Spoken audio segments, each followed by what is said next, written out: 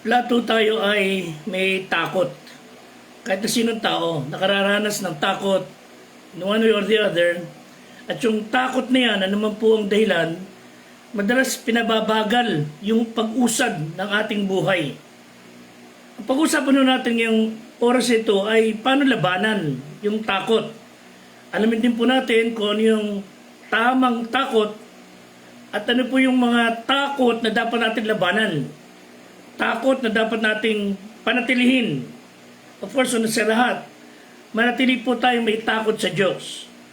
Takot in a sense na merong lubos na paggalang, respeto sa kanyang salita, pagpapasakop.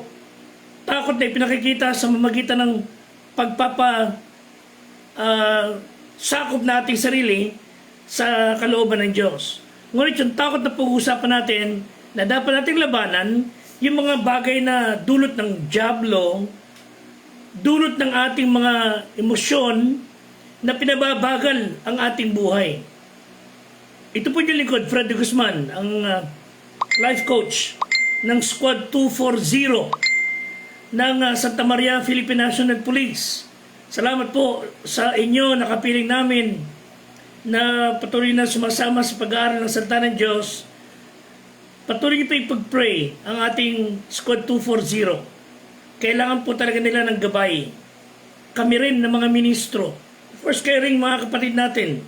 Kailangan natin ang Diyos para labanan ang maling takot. So, nung tayo mga bata pa, ano po yung mga nagdulot sa atin ng takot, pangamba. And then, nung tayo nagkaedad sa ating estado ngayon, ano yung mga takot na dala-dala pa rin natin? Hindi natin kaya isa-isahin, pero ang tanong ko ngayon, how do we react? How do we deal with such fear? Ang sagot ng Biblia dyan, sa Isaiah 41:10, huwag ka matakot, ako yung Panginoon, sabi ng Diyos, do not be discouraged, for I am your God. I will strengthen you, I will help you, I will uphold you with the right hand of my righteousness. Kumbaga ang Diyos so nagsasabi, anumang panggamba meron ka, mas malaki ko dyan. Maliit na bagay yan kumpara sa kakaya kong gawin para sa iyo. Pagtiwalaan mo lang ako. Alisin mo yung focus mo sa takot na yan, alisin mo yung tingin mo dyan, ilagay mo sa akin yung paningin. At malalaban natin ang takot. 1:18 ng awit, talatang 6. Panghawakan natin yung sinabi ng Bible, the Lord is with me. I am not afraid. Kung ano ang magagawa ng tao sa akin. Tama po yun. Ba't ka matatakot sa gagawin ng tao sa iyo? Eh tulad mo din naman yung mahina. Huwag mo lang siyang udyukan, huwag mo lang siyang provoke. Pag ikaw patuloy na nasa Panginoon, nothing shall harm you, sabi ng Bible. But again, how do we fight fear? Una po sa lahat, harapin natin ang anumang takot by God's presence. Ang takot po ay natural na damdamin ng mga tao, but it's either healthy or destructive. Yung healthy fear, lalo na yung takot natin sa Diyos, would keep us away from sin. Yung takot natin sa Diyos would cause us to exercise more caution sa mga hindi mo tiyak na bagay. Mag-iingat tayo, magkamali, mag-iingat tayong sumuway, mag-iingat tayong lumabag sa batas. But the destructive fear is like, example, meron kang takot na mawalan ka ng pera, takot ka sa kamatayan, takot ka sa sasabihin ng tao. Such fear denies us the freedom to live the best of life. Alam mo ng Diyos kung ano damdamin natin. Kaya lagi nating isa kamay niya ang ating buhay. And God wants us, all of us, to be convinced na ang Diyos laging sumasa atin. Hindi niya tayo pinababayaan. That's why we should not be afraid. Do not fear. In fact, marami nagsasabi, sa Biblia po, merong 366 times sinabi ng Bible, do not fear. or fear not. 366 times. Sa isang taon, meron tayong 365 days. And that means for every single day, God is telling you and me, huwag kang matakot. Every day, God is telling us, be not afraid. Pagka isang taon na, may isa pang extra. Kung sakali matatakot ka pa, God is telling us, huwag kang matakot. Totoo naman po, kailangan natin panghawakan ang pangako ng Diyos. Sapagkat hindi po tayo talaga uusad sa buhay. Lagi tayo madadaig, masusupil pag tayo nagpatalo sa takot. Liban sa takot sa Diyos. And we should be strong. And that's not a request. God is telling you, do not be afraid. That's a command. Be strong and be very courageous. Joshua 1:9. Kumbaga, huwag ka matakot, huwag ka ma-discourage, for the Lord your God is with you wherever you go. The presence of God.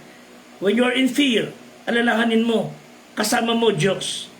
Secondly, fight fear by God's promises. Not only God's presence, but God's promises. Yung pangako ng Diyos are weapons para labanan ang anumang takot. Tunay ho na talagang naging kalakasan ng marami. Personal pong experience na sa tuwing babanggitin, panghawakan yung kanyang salita, ang takot po ay lumilayas. Lumalakas sa ating kalooban, and the promises of God is the truth that set us free from fear. Yung takot natin na mawalan ng material na bagay, yung takot natin even sa kamatayan, will be defeated with the promises of God's provision.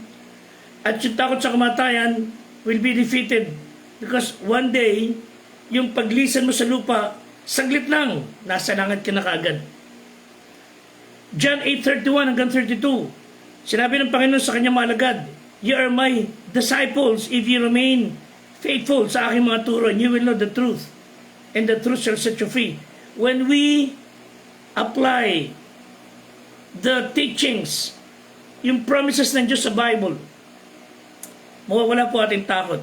Not only face fear with God's presence, God's promises na nakasulat sa kanyang Biblia, fight fear with God's passion, meaning God's love. Tandaan nyo kung gaano ang pagmamahal natin sa ating pamilya, sa ating mga anak, that they felt safe. Ganun din po pinaalam sa atin ng Diyos. You will feel safer or the safest when you know God loves you and He cares. Freedom from fear would start when we recognize that God loves us. Na mayroon nagmamahal sa ating Diyos. His perfect love cast out fear. 1 John 4:18, such love has no fear. Dahil sabi po ng Bible, because of perfect love, His love, it expels all fear. So if we are afraid, this shows that we have not fully comprehend His love. So ang hamon sa atin, face fear by faith. During the Great Depression, sinabi ng isang presidente ng Amerika, we have nothing to fear but fear itself. Although those words were challenging, hindi po ako masyadong palo sa ganoon, because there are many things in our world to fear. People fear of losing their health.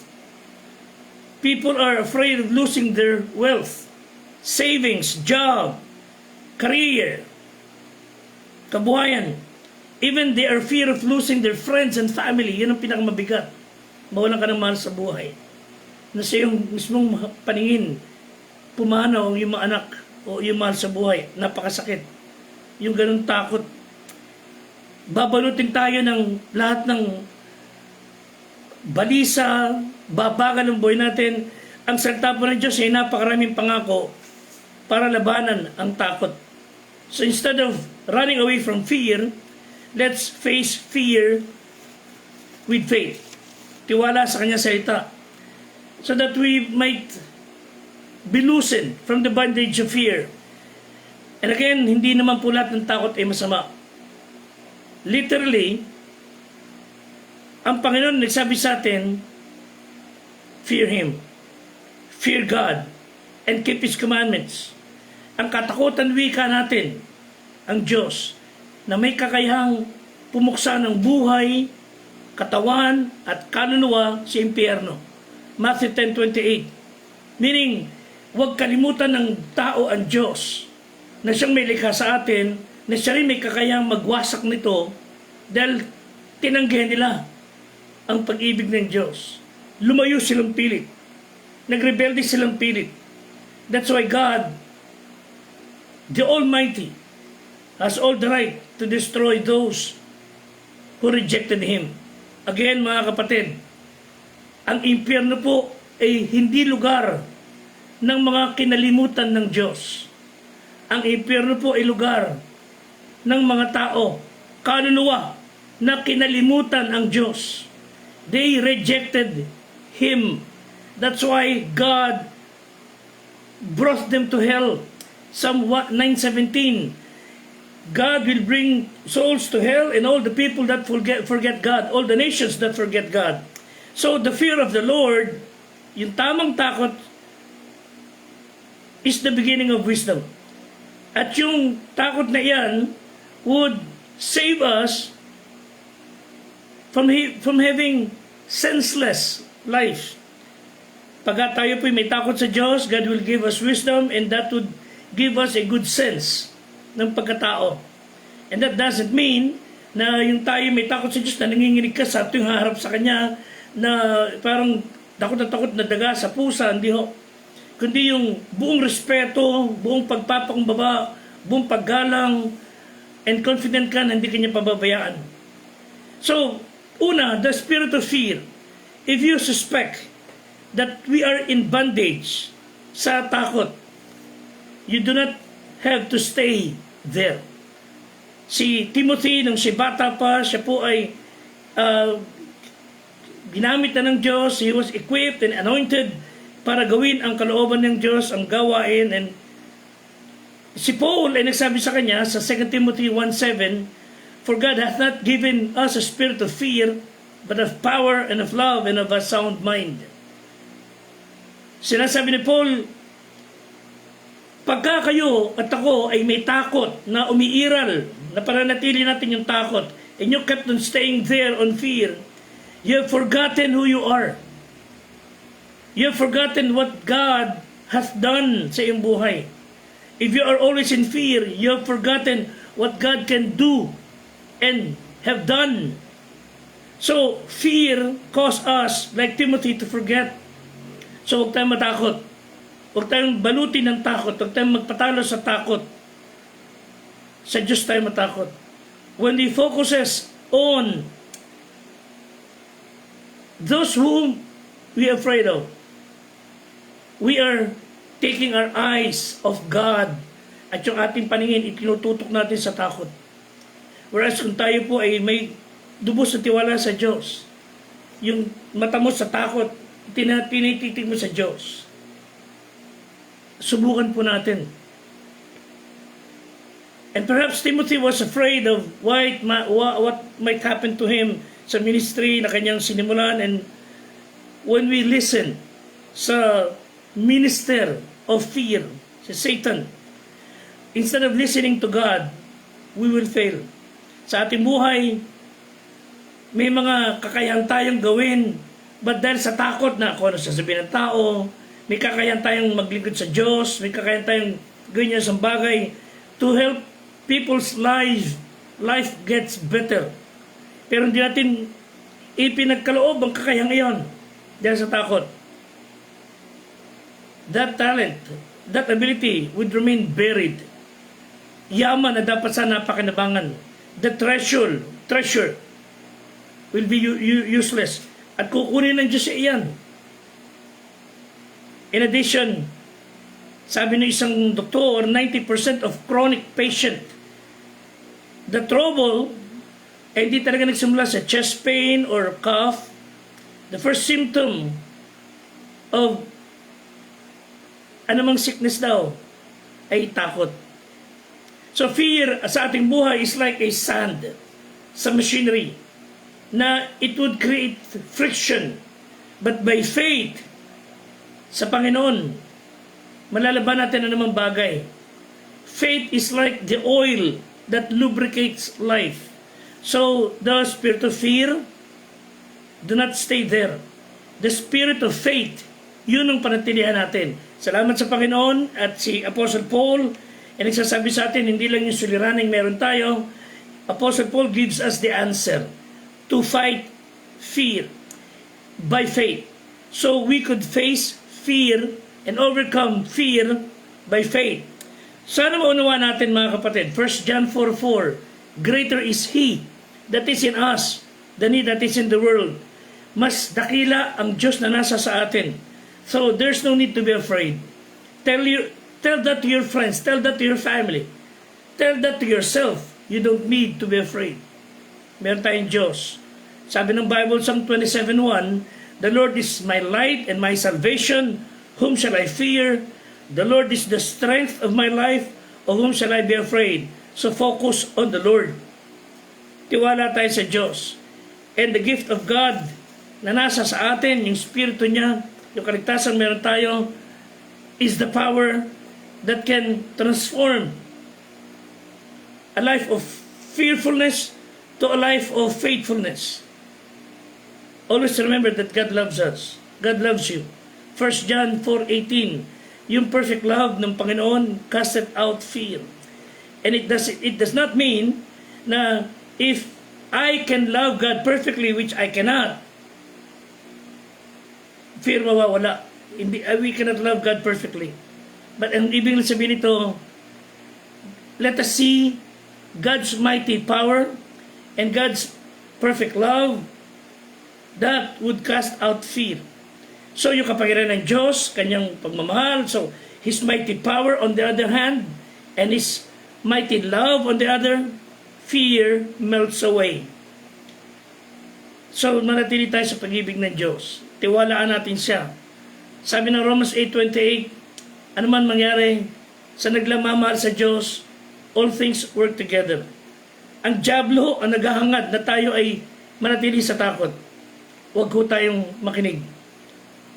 Huwag ho tayong padaig. 2 Timothy 1:12, sinabi ni Paul, dahil dito nagtiis din ako ng mga bagay na ito, gayon may hindi ako nahihiya sapagat nakikilala ko yung aking sinampalatayanan at lubos akong naniniwala, siya'y makapag-iingat ng aking ipinagkatiwala sa kanya hanggang sa araw na iyon. So buong ang tiwala ni Paul, dapat ganun din po tayo, na ang kanyang sinampalatayanan at yung lubos niyang pininiwala ang Diyos ay kaya siyang panghawakan at kaya siyang ingatan.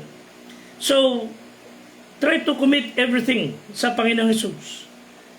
We have committed our souls para sa kaligtasan.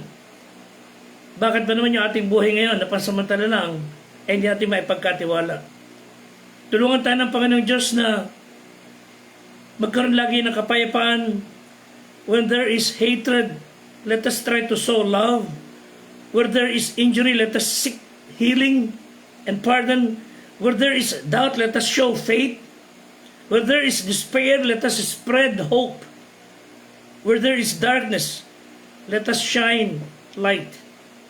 And when there is sadness, let us share joy. Final verses para sa ating araw na ito.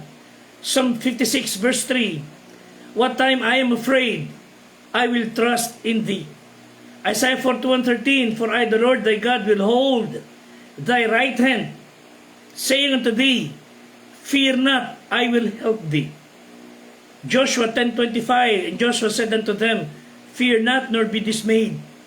Be strong and of good courage, for thus shall the Lord do to all your enemies against whom ye fight. Gagawin niyang nararapat sa iyong mga kaaway.